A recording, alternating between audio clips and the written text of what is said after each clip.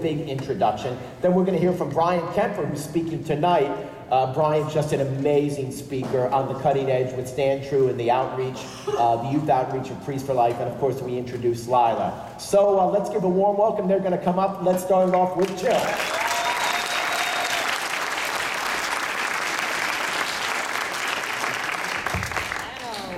I don't know what European pronunciation you're using for my name, Pat, but it's Stanek. Jersey Shore.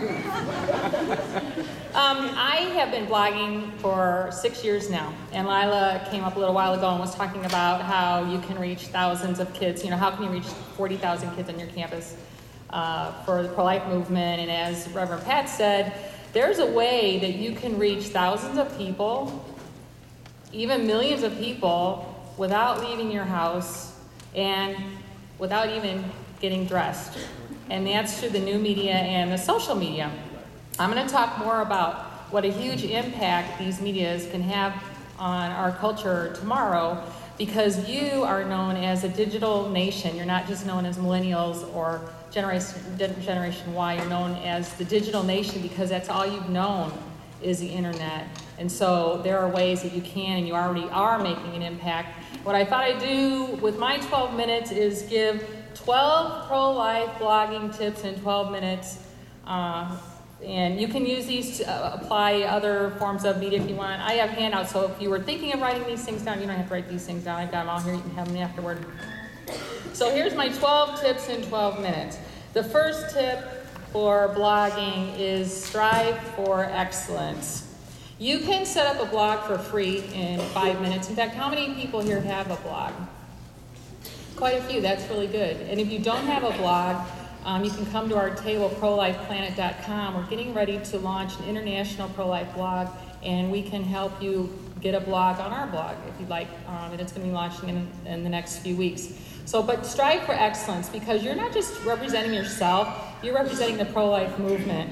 And I'm going to give you a little idea, show you an example of a blog that failed. And this is a pro-abortion blog called Every Saturday Morning Blog. It is run by some people who, you can't see it very well here, but this is it. These are people who are desk escorts at an abortion clinic in St. Louis, Missouri, and they write about their experiences of, with us evil anti-choicers. And so on the right side of their blog, they have listings of abortionists, and they also have a blog roll, which I've enlarged here for you. And so I went through this blog roll, and what I found was that half of the blogs that they have listed they're no good. They either haven't been blogged on, they're old, they're stale blogs for even 3 years ago, or they aren't even blogs or websites and they're put in the wrong place, or they're not even live links anymore. And this is just an example of how we have to be careful with everything that we do with our blogging, with our Facebook, with our new media, to strive to be excellent, because this shows, all these dead links show that these people don't really care about their blog. Next hint is to find your niche. There are a million things that you could be writing about, but one thing that you can do to hone in on your blog is to find something, a component of the pro-life movement that you're good at or that you know a lot about or that interests you, and develop that. Become the expert on that particular topic in the pro-life movement. There's hundreds of possibilities of niche blogs. I'm going to give you a few. 40 Days for Life blog is a blog that blogs on the 40 Days for Life effort. The Abortion Pill Kills blog is run by Holly Patterson's dad, Monty Patterson. This is a blog strictly on the RU46 pill, and for those of you who don't know, Holly Patterson was an 18-year-old who died here in California after taking RU46, and that's all he does is blog on RU46. Euthanasia Prevention blog, guess what they blog on? Euthanasia, yeah. Very good. Stand True blog. That would be a blog that's run by our friend up here, Brian Kemper, and he focuses on the youth. Pro-Life New Zealand blog, that's a blog that would be run by my son-in-law, Andy, and more. And this is just an example of, you can establish a blog for your country if you'd like, even for your county, your state. Abby Johnson, has everybody here heard of Abby Johnson? Yep, she is a former Planned Parenthood director, and so she has a special niche of being able to blog about that world.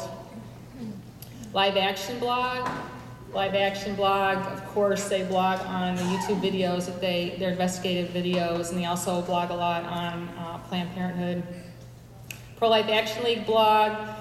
Pro-Life Action League, Eric Scheidler is here this weekend, and he is part of an activist organization and family, and so they focus on the activist. And my blog, what do I blog on? Troy Newman of Operation Rescue said a couple of years ago that he thought I was like the TMZ of pro-life blogging, because I get a lot of inside scoops, and I just talk about crazy things that I find out, not necessarily in the norm. Third tip, think of your blog as a vocation. Think of your blog as a mission or a ministry. It's not your personal ego trip. It's not your personal little Trump Tower kingdom. And also, don't be territorial with your blog. Be generous. Link to other pro-life blogs as often as you can. Give credit to other pro-life bloggers and pro-life writers. Show love to other pro-lifers. Okay, not too much love, but you know what I mean. Give credit where it's due and possible.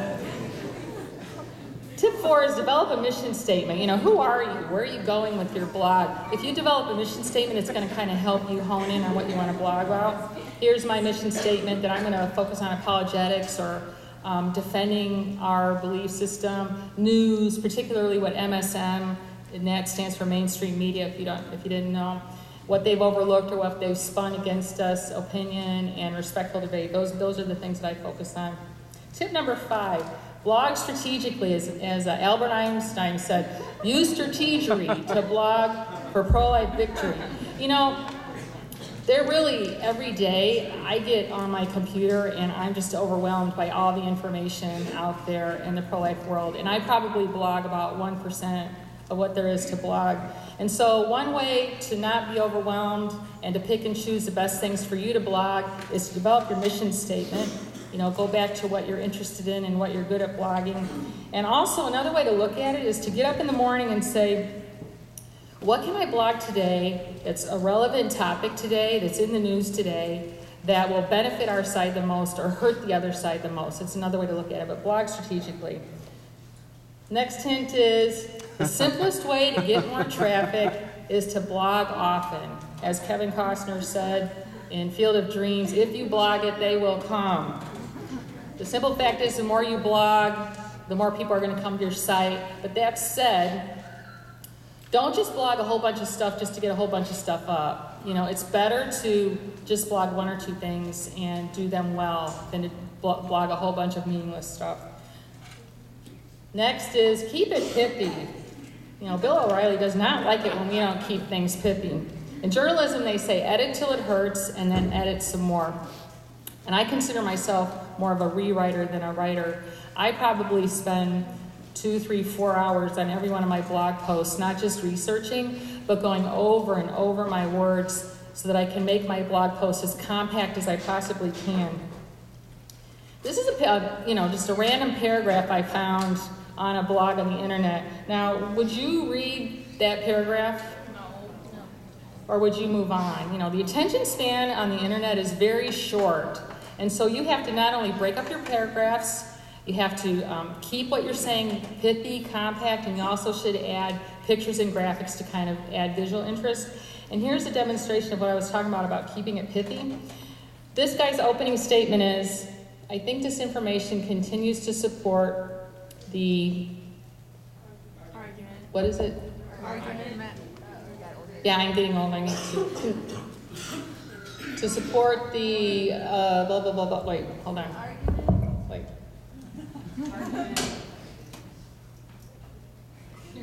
It's on it.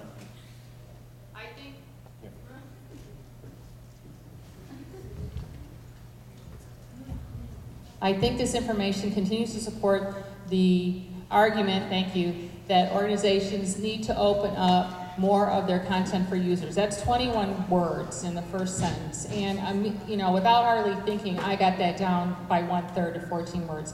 This information supports the argument that organizations should open up more content for users. And that's an example of what I mean about keeping it pithy, keeping it compact.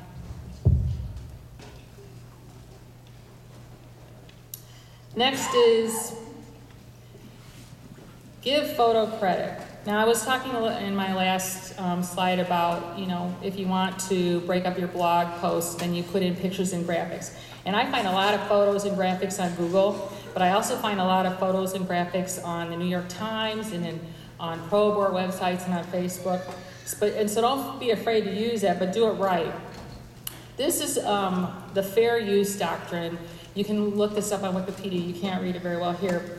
But it basically says that copyright laws can be violated, so to speak, if you're using them for, you can use pictures without permission if it's being used for commentary, criticism, and news reporting, which is what we bloggers do. That's all we do in the pro-life world. So don't be afraid to use pictures from the pro board side. The only thing is that they don't like it when you find their pictures and you put them up. So about 3 times a year I get a nasty email from them telling them that I have to take down my pictures of them, and I have an attorney from Alliance Defense Fund that helps me, but we've learned a couple of tips along the way.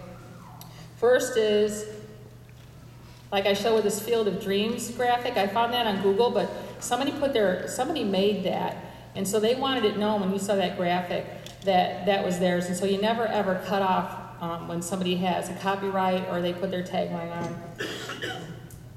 And second, you always give attribution.